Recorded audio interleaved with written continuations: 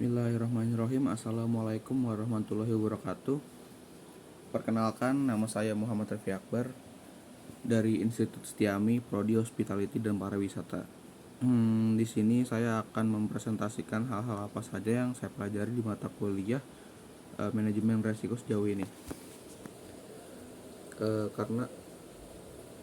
Karena pertemuan kita baru 6 kali ya, dan sering kali bentrok gitu jadwalnya sama yang lain, sehingga kita belum pernah bertemu secara offline. Jadi saya akan menjabarkan materi yang saya kuasai saja. Yang pertama-tama yang saya hormati Bapak Dr. Agus Colik SEMM. Saya akan membawakan materi yang berjudul proses manajemen resiko.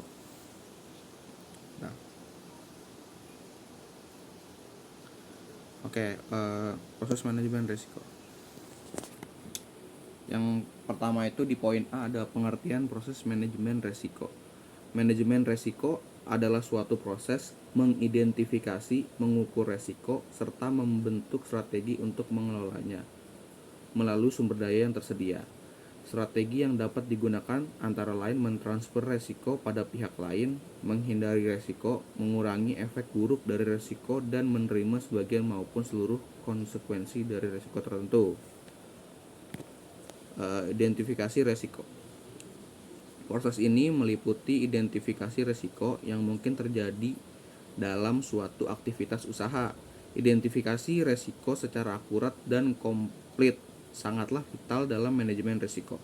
Salah satu aspek penting dalam identifikasi resiko adalah mendaftar resiko yang mungkin terjadi sebanyak mungkin. Teknik-teknik yang dapat digunakan dalam identifikasi risiko antara lain, yang pertama ada brainstorming. Lalu yang kedua ada survei, yang ketiga wawancara, yang keempat informasi historis dan kelompok kerja. Analisa resiko.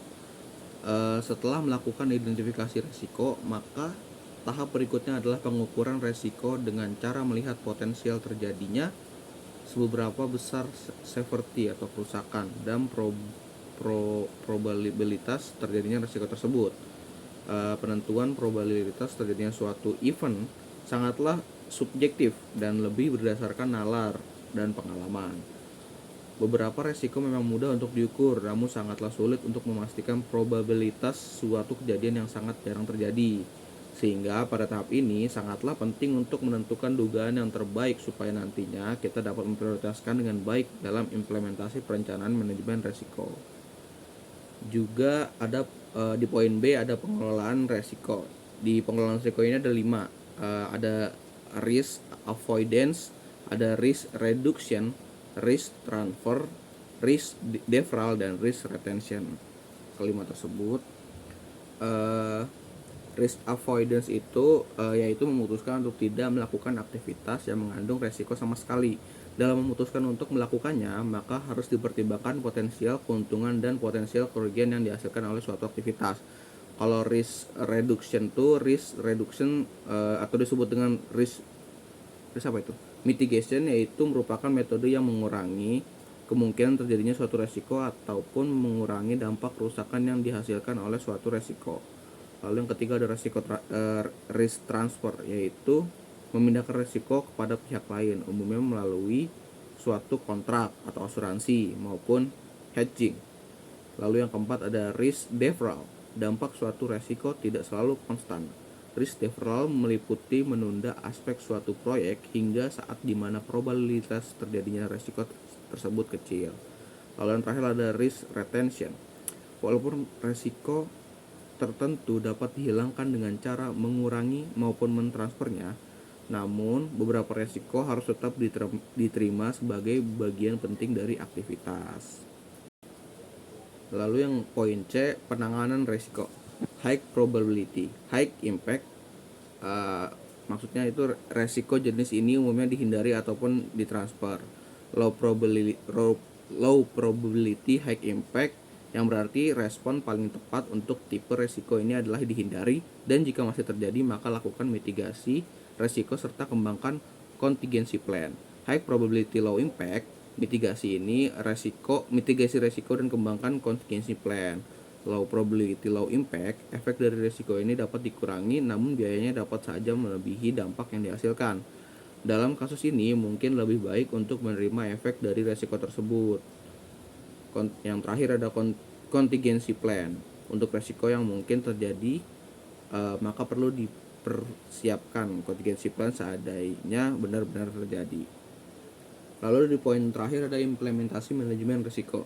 Setelah memilih respon yang akan digunakan untuk menangani resiko, maka saatnya untuk mengimplementasikan metode yang telah direncanakan tersebut. Monitoring resiko, mengidentifikasi, menganalisa, dan merencanakan suatu resiko merupakan bagian penting dalam perencanaan suatu proyek. Namun, manajemen resiko tidaklah berhenti sampai di sini saja. Praktek, pengalaman, dan terjadinya kerugian akan membutuhkan suatu perubahan dalam rencana dan keputusan. Mengenai penanganan suatu resiko sangatlah